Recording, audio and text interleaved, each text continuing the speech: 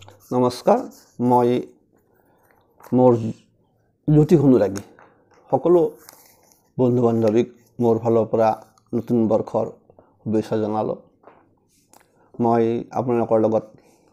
এই বছৰ বিশেষকৈ 2024 চনৰ নতুন বৰ্ষৰ ৰাশিফলৰ কথা কিছু কৈ আছিলোঁ। বিশেষকৈ মই সংক্ষেপে বাৰ্ষিক ৰাশিফল ফলাফলটো কেনেকুৱা সম্ভাৱনা আছে, শুভ অশুভ, কোন সময়ত আপোনালোকৰ হয়তো কেতিয়াবা অসুবিধা আহিব, সেই বিষয়েও কিছু সংক্ষেপে কৈ দিছোঁ যিসকলে চাই আছে।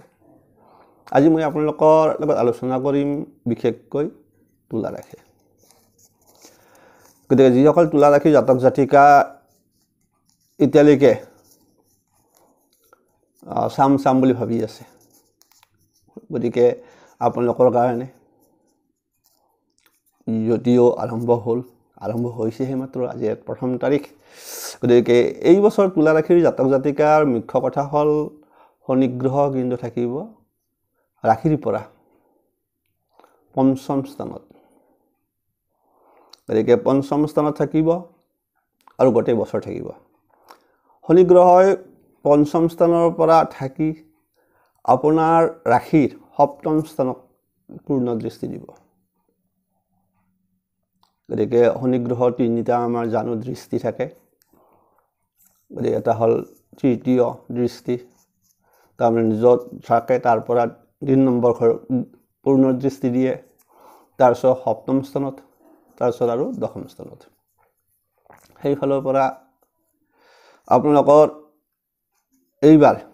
ৰাশিৰ শনি গ্ৰহৰ দৃষ্টি পৰি আছে সপ্তম স্থানত। তুলা ৰাশিৰ পৰা যিটো সপ্তম স্থানত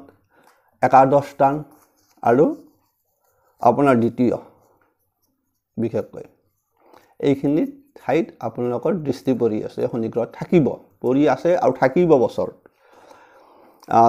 গতিকে তাৰ ফলত এইবাৰ আপোনালোকে বিশেষ পৰিশ্ৰম কৰিব লগা হ'ব পাৰে। মূল কাৰণটো থাকিল আয়স্থান। আপোনাৰ কৈছোঁৱে একাদশ স্থান, গতিকে আপোনাৰ দশম স্থানটো কৰ্মস্থান, যিহেতু আয়স্থানত দৃষ্টি দি আছে। দ্বিতীয় হ'ব ধনভাৱ,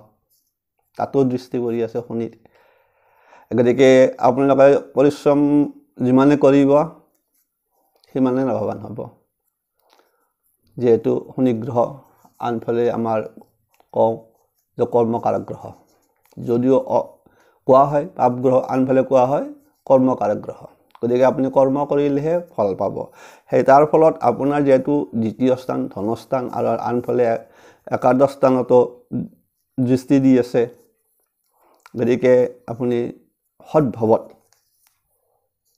ভগৱানৰ ওপৰত বিশ্বাস ৰাখি কাম কৰি যাওক। তাৰ ফলত আপোনাৰ বিবাহিত জীৱন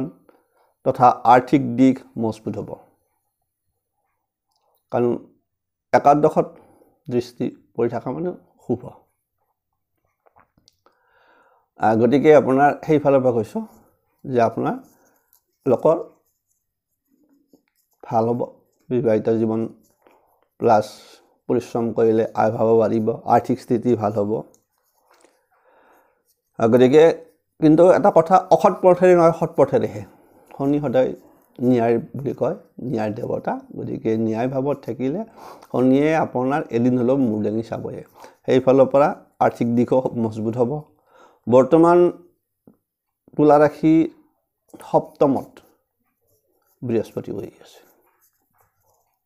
আপোনালোকৰ সপ্তম স্থানটো তুলা ৰাশিৰ সপ্তম স্থান মেঘ ৰাশি। বৃহস্পতি বৰ্তমান মেঘ ৰাশিত বহি আছে। গতিকে আপোনাৰ এতিয়া সপ্তম স্থানত আছে আৰু বৃহস্পতিৰ দৃষ্টি আপোনাৰ ৰাশিৰ ওপৰত, কাৰণ বৃহস্পতি সপ্তমত আছে আৰু সপ্তম দৃষ্টি ৰাশিত পৰে। গতিকে আপোনাৰ ৰাশিত পৰি আছে পূৰ্ণ দৃষ্টি, সেইফালৰ পৰা ভাল। গতিকে তাৰ লগত আপোনাৰ তৃতীয় ভাৱতো একাদশ ভাৱতো দৃষ্টি দিছে। একাদশ ভাৱ আপোনাৰ বৃহস্পতিৰো দৃষ্টি পৰি আছে বৰ্তমান আৰু শনিৰো পৰি আছে। গতিকে যাৰ ফলত আপোনাৰ স্বাস্থ্য ভালে থাকিব, ব্যৱসায়ত সফলতা আহিব। অহা 1 মেলৈকেহে কিন্তু বেছি শুভ হৈ আছে। চাব কিন্তু কথা আছে কাৰণ বৃহস্পতি আপোনাৰ সপ্তম স্থানত এই বছৰৰ মে মাহৰ 1 তাৰিখলৈকে ৰাতিপুৱালৈকে থাকিব আবেলি কিন্তু ঘূৰিব আবেলিৰ পৰা বৃহস্পতি আপোনাৰ তুলা ৰাশিৰ অষ্টম স্থানলৈ যাব গতিকে যেতিয়া অষ্টম স্থানলৈ আহি যাব অহাৰ ফলত আপোনাৰ মেঘ ৰাশিৰ পৰা বৃষ ৰাশিলৈকে যাব যিটো আপোনাৰ ৰাশিৰ অষ্টম ভাৱ যাৰ ফলত আপোনাৰ ব্যয় বাঢ়িব যেহেতু আপোনাৰ অষ্টম স্থান আমি কওঁ যে ষষ্ঠ স্থান অষ্টম স্থান দ্বাদশ স্থান গতিকে বিচাৰ কালত লগ্ন বিচাৰি হওক ৰাশি বিচাৰ হওক খুব ইম্পৰ্টেণ্ট চাব লগা হয় গতিকে আপোনাৰ যেতিয়া 1 তাৰিখে বৃহস্পতি যেতিয়া আপোনাৰ সপ্তম স্থানৰ পৰা তুলা ৰাশিৰ সপ্তম স্থানৰ পৰা অষ্টম স্থানলৈ যাব তেতিয়া কিন্তু আপোনাৰ ব্যয় বৃদ্ধি হ'ব গতিকে আপোনাৰ যাৰ ফলত অকণমান মানসিক চাপ পৰিব চাপ বৃদ্ধি হ'ব আনফালে আপোনাৰ গোটেই বছৰ জুৰি এইবাৰ ৰাহু গ্ৰহ আপোনাৰ ষষ্ঠ স্থানত থাকিব মই কৈছোঁ যে আমাৰ 3 দিন বিশেষকৈ বাৰ্ষিক ৰাশিফলটো 4টা গ্ৰহৰ ওপৰত বেছি ডিপেণ্ড কৰে এটা হলো শনি বৃহস্পতি ৰাহু কেতু এই 4টা গ্ৰহৰ বাৰ্ষিক ৰাশিফলটো খুব বিচাৰ্য বিষয় হয় বাকিবিলাক গ্ৰহ আপোনাৰ শৰ্ট টাইম কিন্তু এইকেইটাই থাকে মইতো কৈছোঁ যে বৃহস্পতি আপোনাৰ এটা ৰাশিত 1 বছৰ থাকে শনি 2.5 বছৰ থাকে ৰাহু কেতু 1.5 বছৰ থাকে গতিকে আপোনাৰ ষষ্ঠ ভাৱত থাকিব ষষ্ঠ ভাৱ থকাৰ লগে লগে ৰিপু ভাৱ সেয়ে স্বাস্থ্য সম্পৰ্কে কিছু সমস্যা আহিব পাৰে বাৰ্ষিক ৰাশিফল হিচাপে তুলা ৰাশিৰ জাতক জাতিকাৰ বছৰৰ আৰম্ভণি এইটো যিটো মই শৰ্ট টাইমত গ্ৰহবিলাক কথা আহিছোঁ গতিকে আৰম্ভণিতে বুধ আৰু শুক্ৰ আপোনাৰ ৰাশিৰ দ্বিতীয় ঘৰত বিশেষকৈ আপোনাৰ বুধ শুক্ৰ একেলগে থাকিলে এটা ভাল যোগ হৈ থাকে যিটো আমি লক্ষ্মী নাৰায়ণ যোগ বুলি কওঁ গতিকে সেই যোগটো সৃষ্টি হৈ আছে আপোনাৰ প্ৰথম বৰ্তমান তাৰপিছত ইফাল হৈ যাব প্ৰথম মাহটো বিশেষকৈ বেছি এই মাহটো খুব ভাল সময় চলি আছে আপোনালোকৰ কাৰণে সেইকাৰণে এই প্ৰেমৰ ক্ষেত্ৰতো সুন্দৰ অনুকূল এটা পৰিৱেশ সৃষ্টি হৈ থাকিব প্ৰথমখিনিতে কিন্তু বছৰৰ মধ্যভাগত কিছু সমস্যাৰ সন্মুখীন হ'ব মধ্যভাগ বোলাৰ লগে এই কাৰণে কোৱা হৈছে মইতো ক'লোঁ যে বৃহস্পতি আপোনাৰ সপ্তম স্থানৰ পৰা অষ্টম স্থানত যাব গতিকে মধ্যভাগটো অলপমান আহি যাব বাকী এটা গ্ৰহৰ ইফালৰ কথা আহিব সেইটো হিচাপত আহি যাব যিয়ে নহওক গতিকে মধ্যভাগত কিছু সমস্যাৰ সন্মুখীন হ'ব বছৰৰ মধ্যভাগ সমস্যা হ'লেও বছৰৰ শেষৰ ফালে আকৌ ভাল হ'ব তাৰ ফলত কোৱা হৈছে যে আপোনাৰ যিসকল প্ৰেমিক প্ৰেমিকা আছে প্ৰেম বিবাহ সম্ভাৱনাটো আহি গৈছে বছৰৰ শেষৰ ফালে আকৌ